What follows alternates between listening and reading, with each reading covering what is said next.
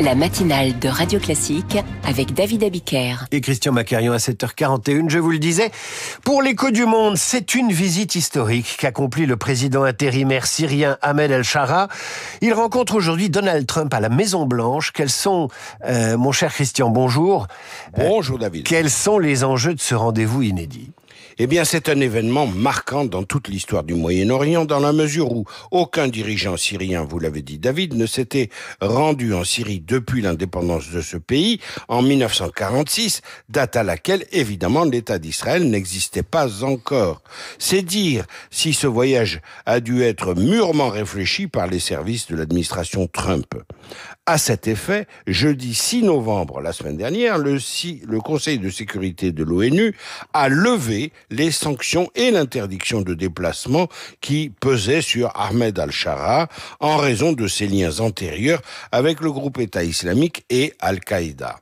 La résolution, votée par le Conseil de sécurité, préparée et poussée par les États-Unis, salue justement le retournement des nouvelles autorités syriennes et leurs engagements à lutter contre le terrorisme, y compris contre les combattants terroristes étrangers.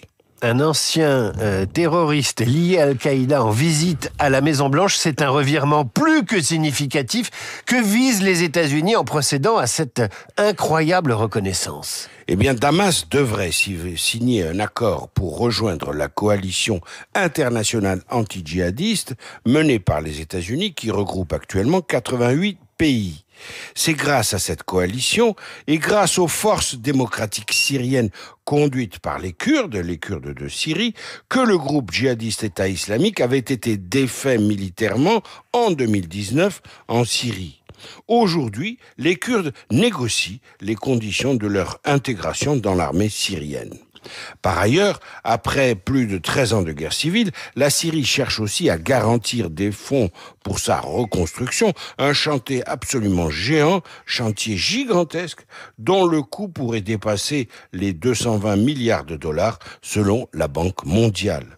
De leur côté, les États-Unis cherchent à prendre pied en Syrie, et alors là, vraiment, c'est une énorme surprise. Ils pourraient même prévoir d'établir une base militaire près de Damas. Je rappelle que, de son côté, Donald Trump est le premier président américain à accueillir un président syrien à la Maison-Blanche. Christian, est-ce que cette rencontre entre Donald Trump et Ahmed Al-Shara ne revêt pas également une vraie dimension stratégique ? Ah oui, David, complètement. Ahmed Al-Shara a multiplié les ouvertures vers l'Occident et vers les pays arabes de la région, pas seulement arabes d'ailleurs, mais notamment les riches monarchies pétrolifères arabes.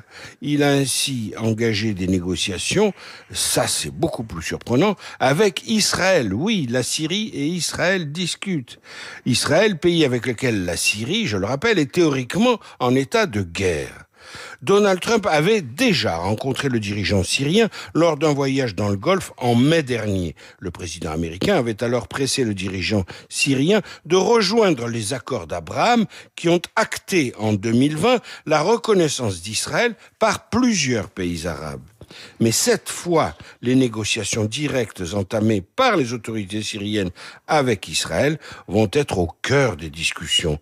C'est un sujet essentiel pour redessiner l'ensemble du Moyen-Orient selon les plans de Trump. Compte tenu du soutien très sanglant apporté par l'Iran à l'ex-dictateur Bachar el-Assad pour écraser la rébellion syrienne et écraser aussi Ahmed Al-Shara et ses comparses, le nouveau pouvoir syrien n'aura aucune indulgence à l'égard de Téhéran, ce qui n'est pas fait, évidemment, pour déplaire à Israël.